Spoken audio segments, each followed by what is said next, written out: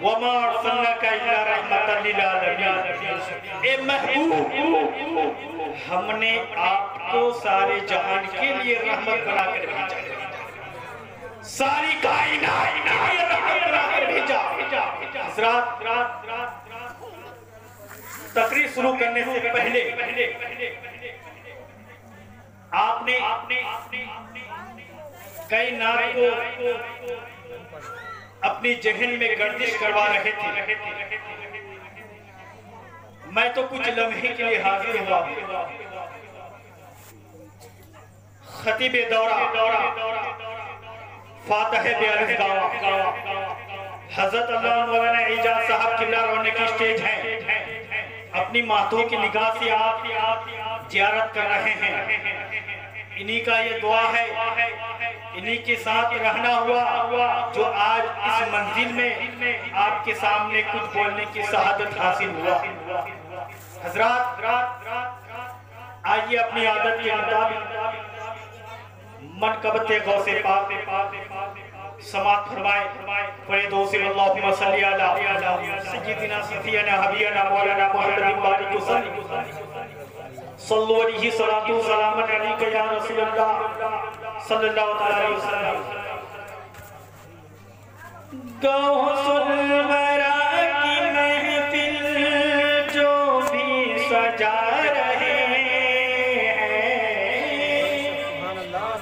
गौसुल वरा की महफिल जो भी सजा रहे हैं, गौसुल वरा की महफिल जो भी सजा रहे हैं, सोया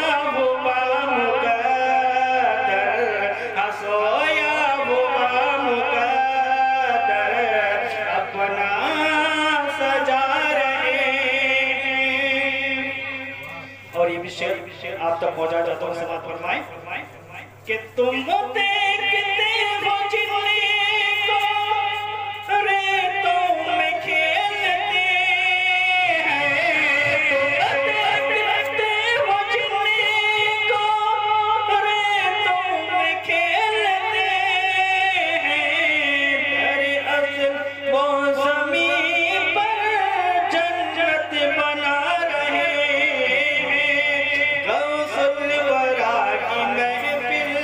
जो भी सजा रहे हैं। और आप तक पहुंचा रहे जवाब समाज फरमाए। पीरान पीर हैं वो, रोशन समीर हैं वो, के पीरान पीर हैं वो, रोशन समीर हैं वो, बेटी को एक नजर में बेटा बना रहे हैं, बेटी को एक नजर में बेटा बना रहे हैं। गौसुल वरा की महफिल जो भी सजा रहे हैं।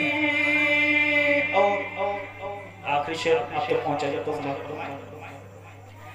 को फैज़ो करम का बादल छाया हुआ है हर सो, फैज़ो करम का बादल छाया हुआ है हर सो, लगता है गौसे आज़म तशरीफ न रहे हैं, गौसुल वरा की जो भी सजा रहे हैं।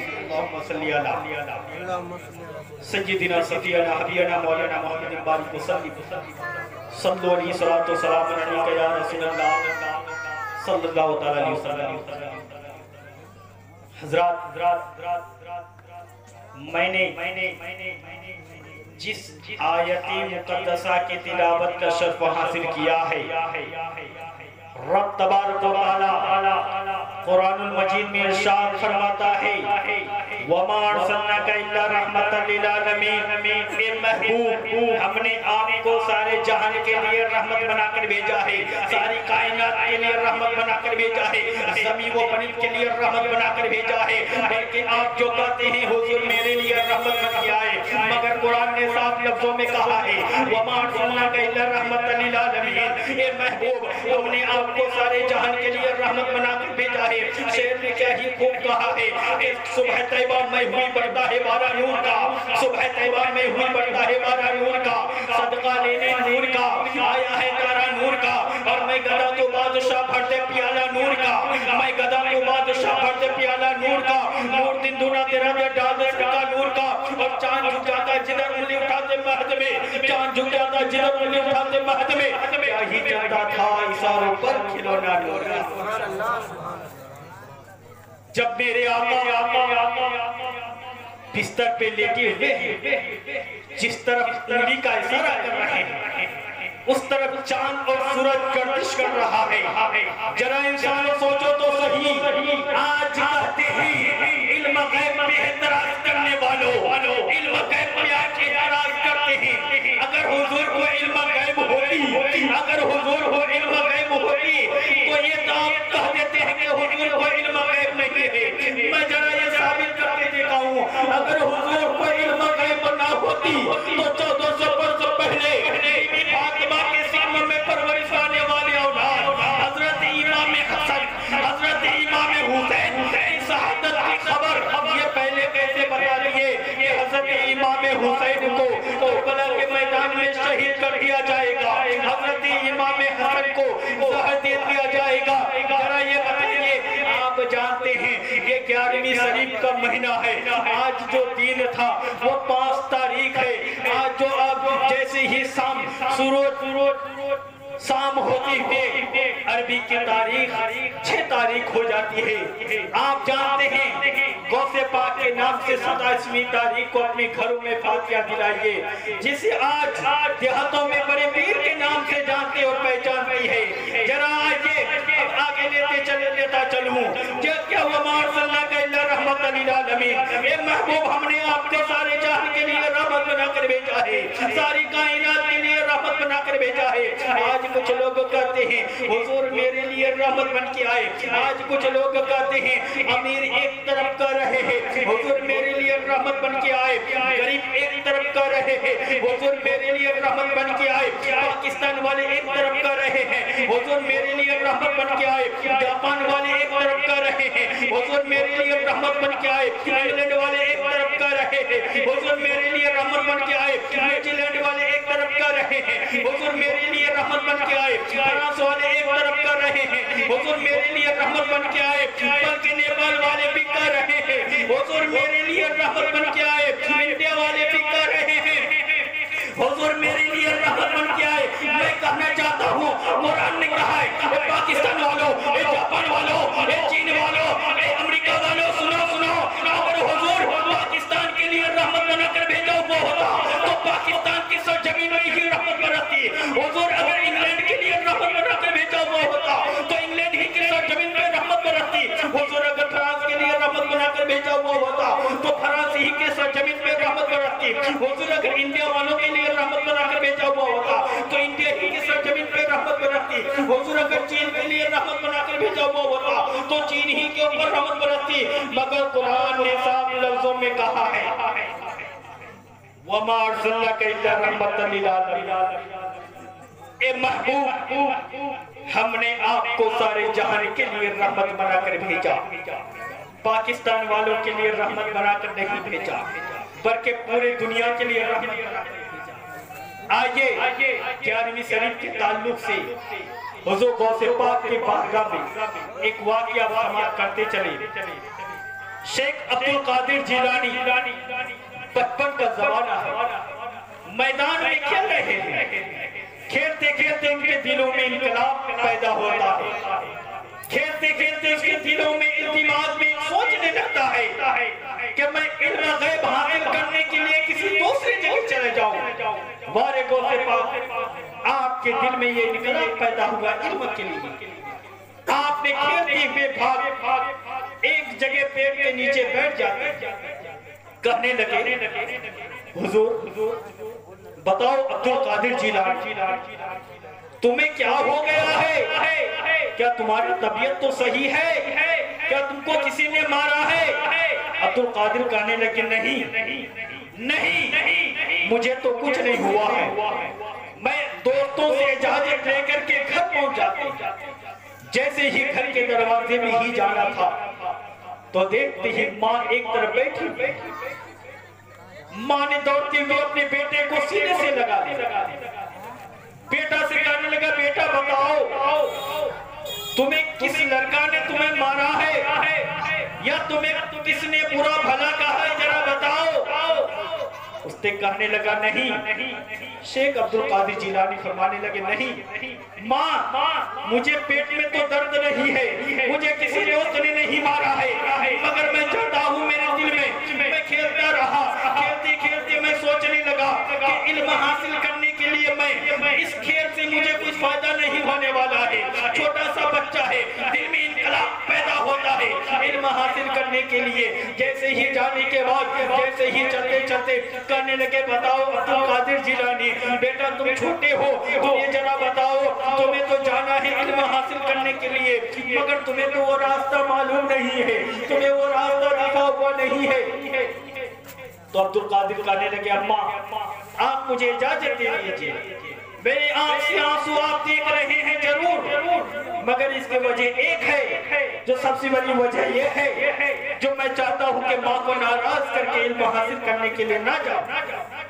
आज अगर इल्म हासिल करना अगर उसी सरजमीन में होता तो गौसे पाक अपने घर ही में रह करके इल्म हासिल कर लेते।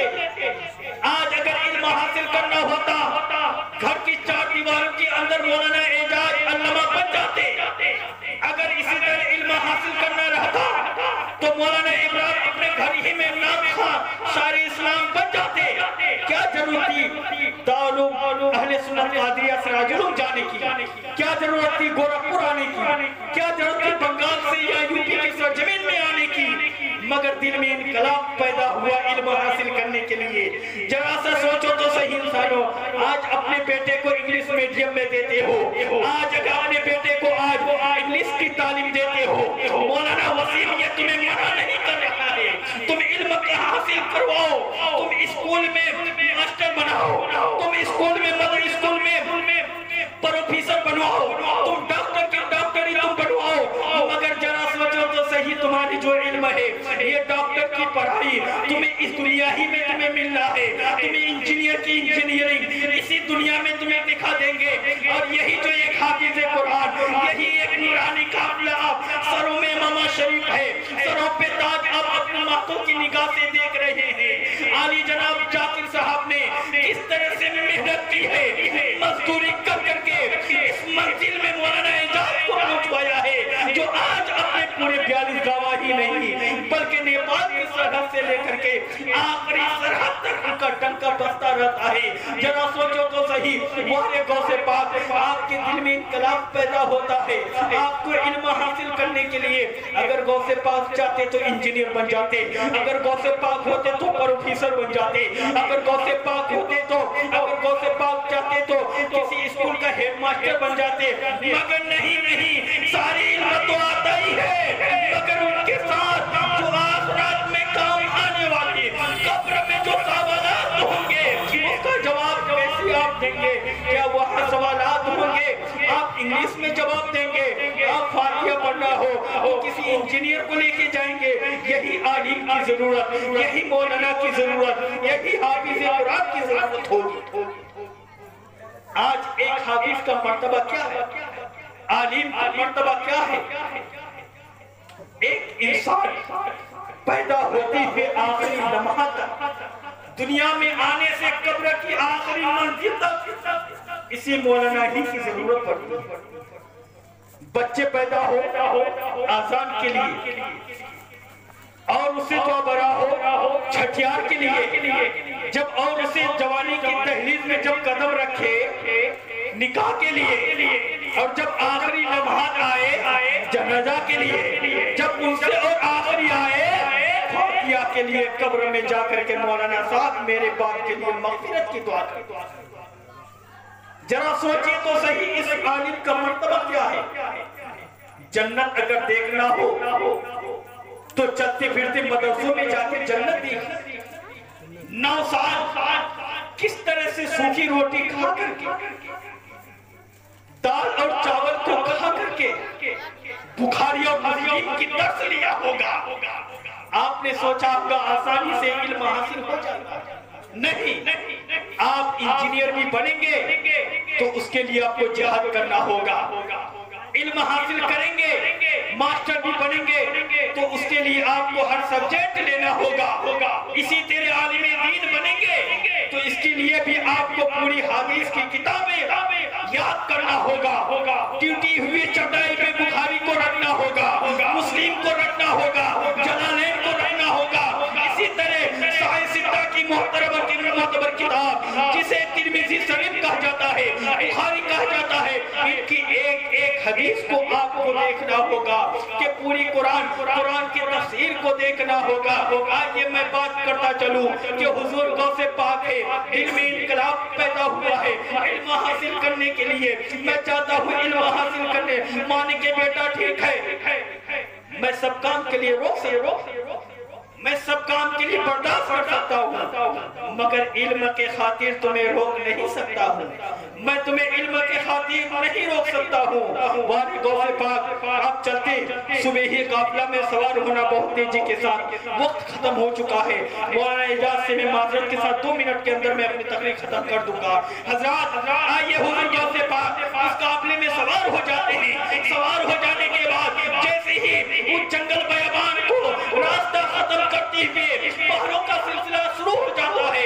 एक बार नहीं, 2 बार नहीं, तीसरी पहाड़ों में जब जाना हुआ तो देखते ही कि चारों तरफ से काफिले वाले को रोक तो हुजूर गौसे पाक कहने लगे ये क्या हुआ, कोई चंदा वाले तो नहीं है। हुजूर गौसे पाक करीब में कुछ आदमी कहने लगा यहाँ डाकों का बहुत बड़ा काफिला रहता है, ये डाको उधम मचाया हुआ है, जो भी काफिला जा रहा है उसे रोक करके पूरी सामान को छीन लेता है। गौसे पाक सोचने लगी, माँ ने कहती बेटा जिस मकाम में रहना झूठ ना बोलना। आज हम मेरा हाल क्या जगह जगह पे झूठ बोल रहे हैं, मगर माने के बेटा जिस मकाम में रहना तुम झूठ ना बोलना। इतना ही कहने के बाद सबकी सामान को डाको छीनने लगे। डाको का सरदार बैठा हुआ है, छीनते रहे सबके सामान को। आखिर में शेख अब्दुल कादिर जिलानी के पास पहुंचा, कहने लगे बताओ अब्दुल कादिर, ए बच्चा बताओ तुम्हारे पास क्या है। डाको के सरदार एक तरफ बैठा हुआ है, मेरे पास कुछ नहीं है सबने कहा, मगर शेख अब्दुल कादिर जिलानी ने कहा नहीं मेरे पास 7 दीनार है। तो तुम झूठ बोल। डाको ने कहा जैसे छोटा सा बच्चा आपको कहे मेरे पास 1 लाख रुपया है, आप विश्वास करेंगे नहीं, कहेंगे नहीं हो सकता। मगर शेख अब्दुल कादिर जिलानी कहने लगे नहीं मेरे पास 7 दीनार है। तो चले गए, वो भी डाको करते हुए जो डाको का सरदार था उसे कहने एक छोटा सा बच्चा है, मैं पूरी काफिले के सामान को छीन लिया, लूट लिया, मगर उस बच्चा कहने लगा मेरे पास 7 दीनार है। बोले लाओ उस बच्चे को बुला करके। तो जैसे ही उस बच्चे को बुला के लाने के बाद कहने लगे बताओ बच्चा क्या है तुम्हारे पास। मेरे पास 7 दीनार। बोले किसने दिया तुमको 7 दीनार। मेरी माँ ने दी है 7 दीनार। किस लिए। मैंने इल्म हासिल करने के लिए जा रहा हूँ, खर्च के लिए दिया। कहने लगा ठीक है लाओ। सदरी के नीचे से 7 दीनार को निकाल रहे, देखते हुए उस डाकू जितने डाकू थे सब देखने लगे। कहने लगे बताओ ये बच्चा आज के दौर होता तो अपनी माल को छिपाने की कोशिश करता, अपनी चीजों को कंट्रोल करने की हिफाजत करता, मगर वो बच्चा है। शेख अब्दुल कादिर जिलानी कहने लगे नहीं मेरे पास तो यही 7 दीनार है। को बेटा बताओ तुमने झूठ क्यों नहीं बोला। को नहीं मेरी माँ ने मुझसे कही थी बेटा जिस मकान में रहना झूठ ना बोलना, इसीलिए मैंने माँ की बात को याद करते हुए मैंने उस चीज को मैं समझ लिया। इसी तरह सब डाको कहने लगे ठीक है तुम्हारी जो बातें हैं कि जहन में जितने डाको थे सबकी